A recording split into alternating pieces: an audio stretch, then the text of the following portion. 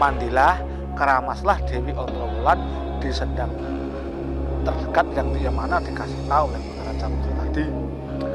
Pakaian dilepas dan Dewi Ontrowulan keramas, gitu. Setelah keramas rambut dikipas-kipaskan. Istilah orang Jawa banyak yang bodol. Nah, bodolnya rambut Dewi Ontrowulan itu menjadi pohon atau tumbuhan atau rumput dengan nama rumput tadi diberi nama rumput Nogosari.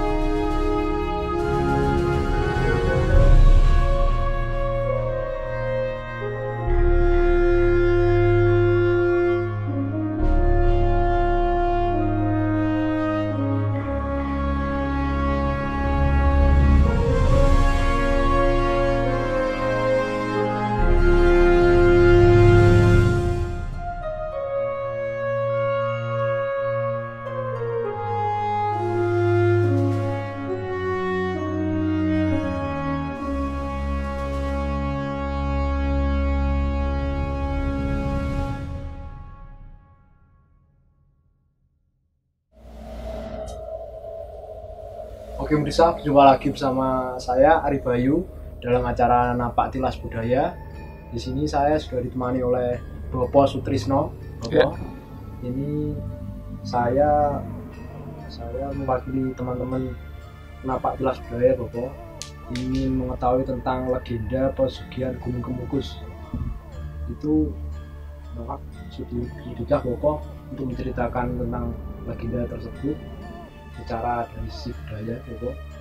Ya, Mas Ari Bayu dan teman-teman dari Napak Tilas Budaya Nusantara. Mas Ari Bayu selaku perwakilan dari teman-teman untuk saya dimintai menceritakan dari segi budaya yang orang-orang sebut kalau itu pesugihan Gunung Kemukus. Istilah pesugihan Gunung Kemukus, Mas Bayu, itu adalah pemberian nama dari orang-orang yang mempunyai niat datang ke situ. Baik kedatangannya itu tentu dalam hal ini erat kaitannya dengan kata sugih, kaya gitu lah ya. Karena sugih itu kalau dinasionalkan maknanya kaya. Tentu apa yang sampaikan ini terlebih dahulu kita awali. Ada dua versi, tentu versi itu berbeda, Mas. Nah, perbedaannya begini, Mas Bayu. Ada yang menganggap pendapat orang lain itu benar, dan ada orang lain pula yang menganggap pendapat yang lainnya juga salah. Nah, dalam hal ini kita Mas Bayu dan saya dan untuk perlu diketahui teman-teman Napak Tilas Budaya, dan akan saya jawab karena permintaan Mas Bayu dari sisi budaya, ya toh. Tergantung penilaian seseorang dan Mas Bayu menilai jawaban saya.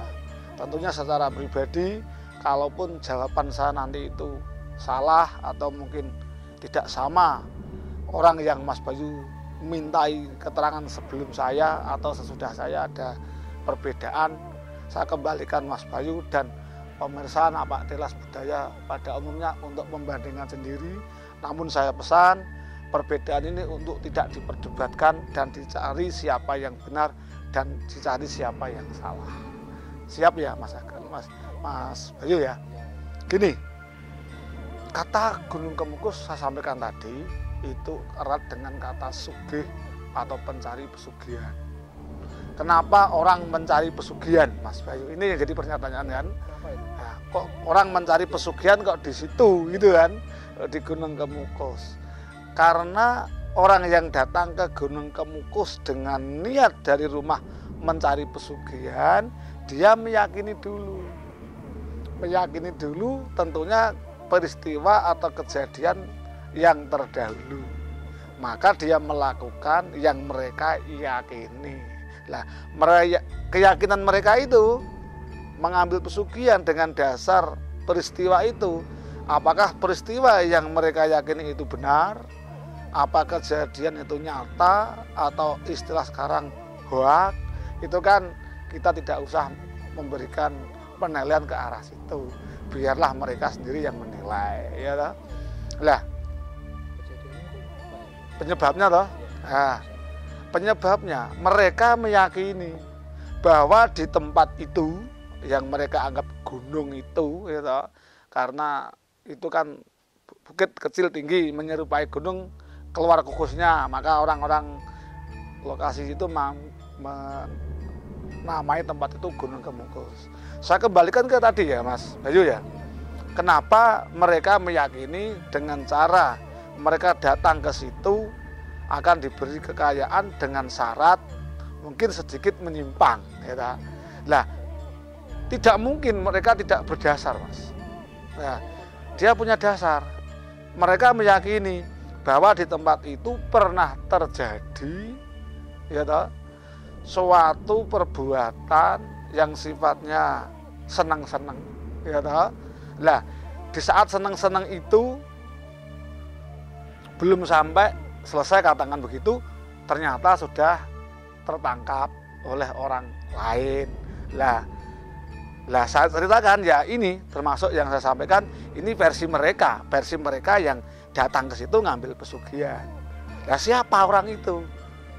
Nah, ini akan saya jelaskan, ya. Tentu kami berdasarkan keyakinan, dalam arti keyakinan meyakini kalau yang di situ, yang dikubur di situ adalah Pangeran Samudro. Dan itu fakta, memang yang di situ adalah Pangeran Samudro. Yang mungkin tidak fakta adalah kejadian-kejadian yang mungkin salah, kejadian-kejadian yang dikira salah malah benar. Ya toh? Kita cerita dulu yang menganggap versi itu dulu, ya, versi A dulu ya, dan versi B. Yang versi A itu menganggap Pangeran Samudro itu diasingkan atau dia menempati tempat gunung itu, ya toh, seperti gunung yang dikasih nama Gunung Kemukus. Lah Dewi Ontrowulan menusul ke situ, berhubung dia saling menyukai, sama-sama cinta, melakukan katakanlah tombol kangen, ya toh, kan tidak mengatakan yang negatif, tombol kangen. Sampai tadi ketangkap tadi, dan dia sebelum dihukum karena itu terah dari Mojopahit dan Dewi Ontrowulan merupakan istri selir dari Prabu Brawijaya dan menjatuhkan hukuman atas hubungan terlarang tersebut, maka sebelum dihukum Pangeran Samudro memberikan ucapan terakhir. Ini sebentar. Ini Pangeran Samudro itu siapa ya? Ya, saya sampaikan tadi, putra dari Prabu Brawijaya, ya. Sedangkan Dewi Ontrowulan itu garwa selir. Mungkin kalau istilah sekarang Ibu Tiri. Karena maaf ya Mas, itu zaman kerajaan itu misalnya Mas Bayu ini anak saya ayah sampean. Saya boleh punya istri muda selir pacare Mas Bayu meskipun itu calon menantu, katakanlah contoh kecilnya itu. Pada masa itu, Mas. Pada masa itu tentunya itu berbeda dengan zaman sekarang. Saya lanjutkan ya Mas. Nah, Pangeran Samudro itu putra Prabu Brawijaya. Tentunya dengan hubungan terlarang dengan Ibu Tiri membuat marah sang Prabu Brawijaya. Kebetulan yang mengutus Senopati untuk membuktikan kebenaran berita miring. Nah, ternyata benar menurut Senopati itu, gitu loh. Lalu dihukumlah Pangeran Samudro sebelum meninggalkan pesan, barang siapa yang mau meneruskan wirang saya. Dalam arti wirang itu sebetulnya kejadian yang memalukan itu loh Mas. Karena perbuatan terlarang itu kan dilakukan di tempat umum, di tempat terbuka, bukan umum, terbuka gitu loh. Belum sampai kejadian ternyata sudah ketangkap dan dihukum. Nah, itu barang siapa yang mau meneruskan rasa wirang saya, itu nanti akan saya kabulkan permintaannya. Tentunya ini versi orang-orang yang datang dengan niat mengambil pesugihan. Silahkan, itu versi mereka. Nah, sekarang saya mau ngambil versi yang dari sesi budaya, seperti yang sampean tanyakan, karena tadi identiknya dengan Gunung Kemukus dengan pesugihan hubungan menyimpang, maka saya jawab itu ya. Sekarang kita ngambil dari sesi budaya. Oh boleh, monggo ya. Monggo. Terima kasih Mas Bayu, diingatkan ya.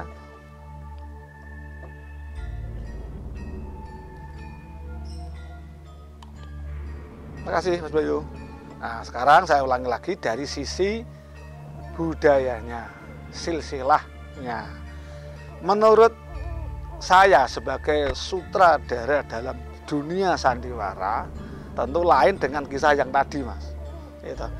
Lain dengan kisah yang tadi. Menurut saya, benar Pangeran Samudro itu putra Prabu Brawijaya Raja Majapahit. Ya toh? Benar kalau Prabu Brawijaya itu mempunyai istri selir bernama Dewi Ontrowulan. Ya toh? Lama-lamaan ada kabar, dan itu memang pada dasarnya Pangeran Samudro dekat sekali dengan Dewi Ontrowulan. Ya, saya mengatakan dekat sekali loh Mas. Tidak mengatakan cinta loh ya. Aku mengatakan dekat sekali karena di lingkup Istana Majapahit. Lah, kedekatan Pangeran Samudro dan Dewi Ontrowulan itu tentu menimbulkan kecemburuan. Nah, berhubung itu punya ramandanya Prabu Brawijaya. Itu apa yang dilakukan Prabu Brawijaya? Ini pertanyaan yang bagus.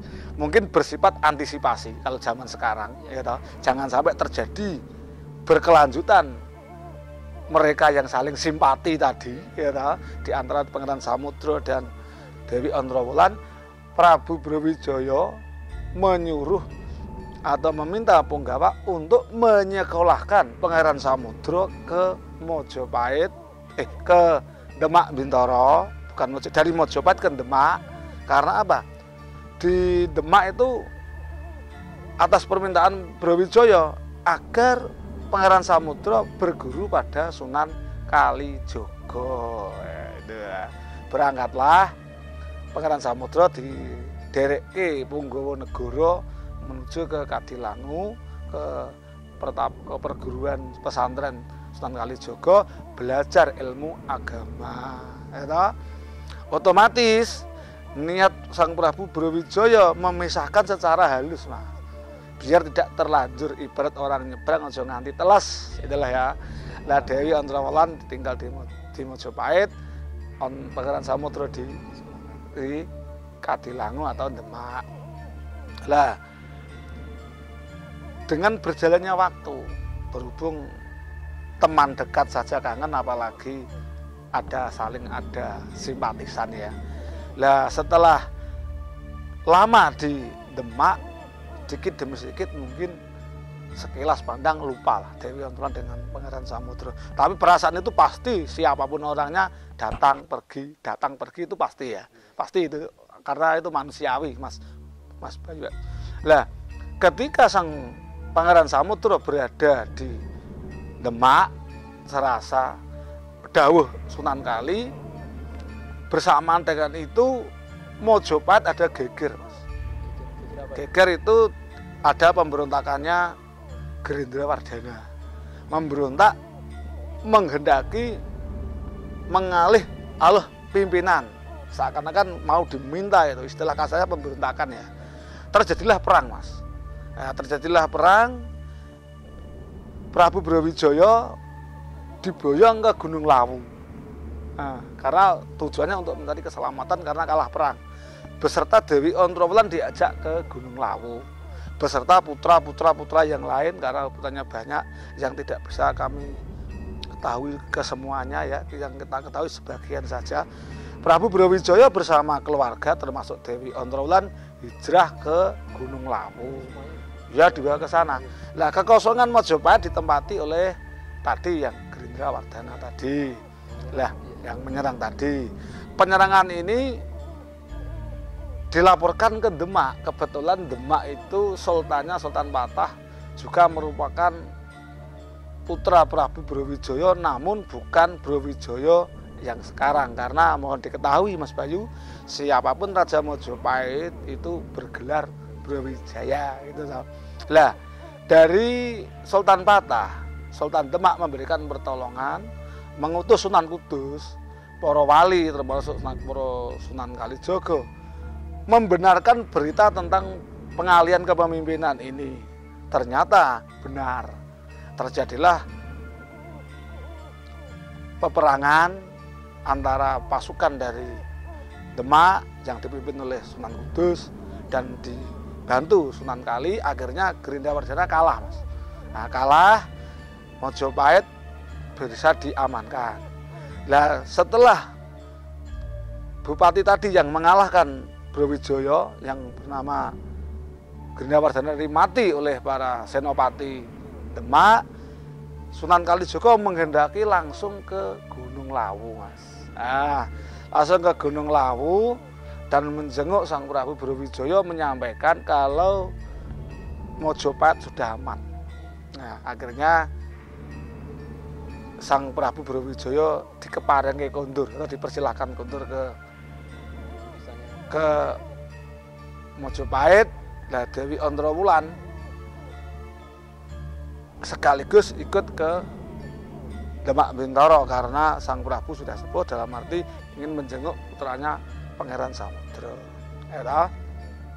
Nah, namun sebelum Dewi Ontrowulan bertemu sama Pangeran Samudra, Pangeran Samudra pernah didhawuhi kalau ingin menambah ilmu datang saja ke Gunung Lawu. Jadi tidak ketemu ya, Mas ya.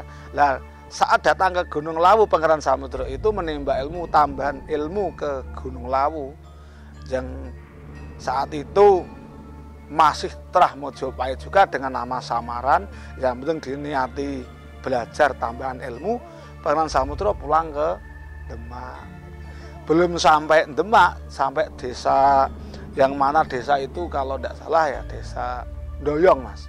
Doyong itu terletak di Sumber Lawang, kalau sekarang lah ya, Sumber Lawang, Sragen. Nah, di situ Pangeran Samudra sakit, Mas. Nah, mungkin kecapean dan lain, sakit, dan sambil sakit itu masih waras, sehat, tapi merasakan badan kurang enak. Beliau siar agama di situ, Mas. Dan mungkin sudah dikehendaki Allah, sakitnya tadi itu tidak sembuh, malah akhirnya Pangeran Samudra mengembuskan nafas terakhir di Desa Doyong itu, ya. Atas permintaan beliau, Pangeran Samudra minta dikubur di sebelah barat Desa Doyong di tanah yang agak tinggi. Nah, di situ juga ada para simpatisan Pangeran Samudra yang kebetulan juga merasuk agama Islam, dikubur di situ. Dan setelah dikubur di situ, Dewi Ontrowulan tahu kalau Pangeran Samudra sakit, ternyata belum tahu kalau sudah meninggal dunia. Nusul ya, yang diketahui Ontrowulan sakit. Ya, ini pada akhirnya sudah meninggal dunia. Datanglah Dewi Ontrowulan ke Desa Doyong tadi. Sesampai Desa Doyong ternyata Pangeran Samudra sudah dikubur di tempat sebelah barat Desa Doyong. Mungkin yang sekarang desa itu diberi nama Gunung Kemukus, karena gunung kecil mengeluarkan kukus. Kukus itu timbul dari makam Pangeran Samudra. Orang-orang situ tempat untuk mengubur tadi diberi nama tempat Samudra atau Mudra. Misalnya gini, Mas Bayu mau kemana? Mau ke Mudra, berarti mau ke tempat pemakaman Pangeran Samudra. Ini suatu pelurusan agar tahu secara detail versi budayanya, ya toh. Terus apa?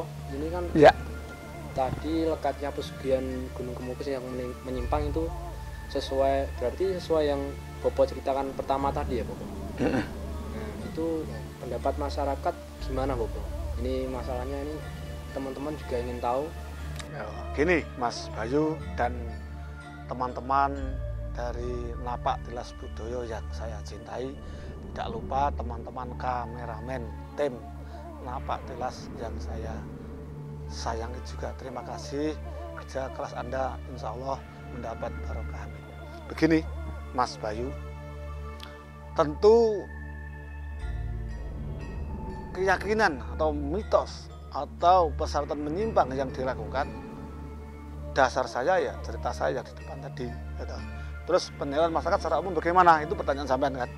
Lah tentunya sudah saya sampaikan tadi Mas, ada dua kubu pernyataan yang berbeda, bahkan lebih, tentang mitos yang ada di Gunung Lawu itu. Lah kita sebagai budayawan saya ini ya kita kembalikan ke masyarakat, mempercayai yang terdahulu silakan, itu hak mereka, kita cuek saja ngapain. Kalaupun terjadi perbuatan yang menyimpang dari norma agama, toh itu dosa ditanggung mereka sendiri. Kita dari sisi budaya ya kita jalani sesuai profesi kita sebagai budaya saja. Nah, menurut budaya saya lanjutkan tadi sampai Dewi Ontrowulan datang ke Gunung Kemukus setelah gini Mas Bayu. Ya mungkin dengan cara minum kopi dulu saya ajar. Kasih lah Mas Bayu, diingatkan terus wis tuwa maklum Mas.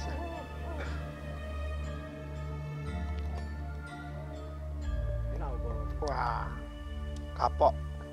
kapok nggak mau beli yang lain. Tanya Mas Bayu. Gini saya lanjutkan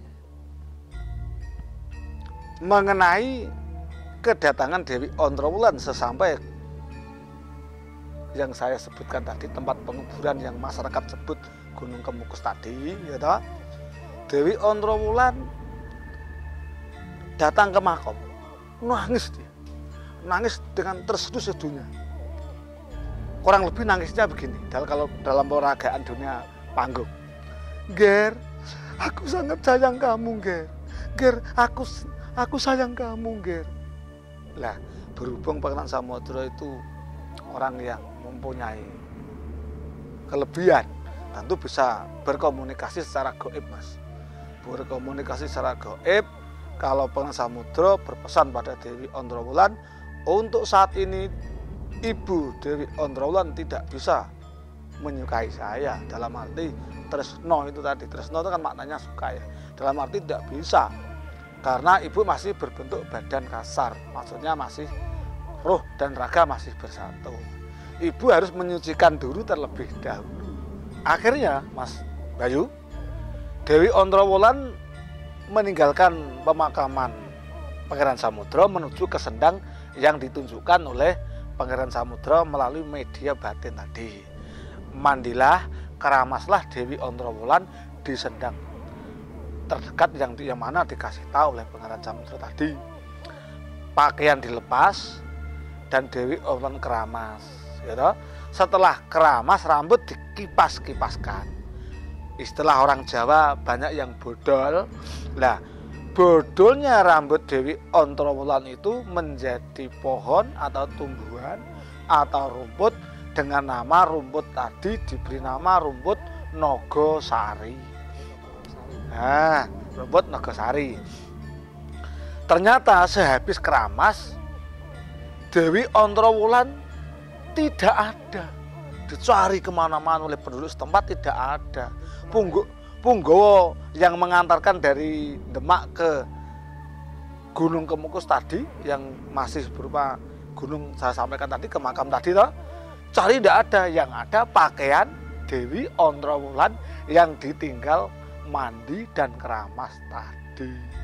Nah, kata-kata ditresnani tadi, karena saking cintanya Dewi Ontrowulan terhadap anaknya Pangeran Samudra, pakaian itu dikubur bersamaan atau dijadikan satu dekat makam Pangeran Samudra. Itu loh Mas. Jadi ini yang disampaikan Pangeran Samudra atas kesampaiannya Dewi Ontrowulan bersama, walaupun sudah sama-sama tiada, itu karena apa? Kencengnya pikir, niat yang tebal untuk mencapai sebuah tujuan, gitu.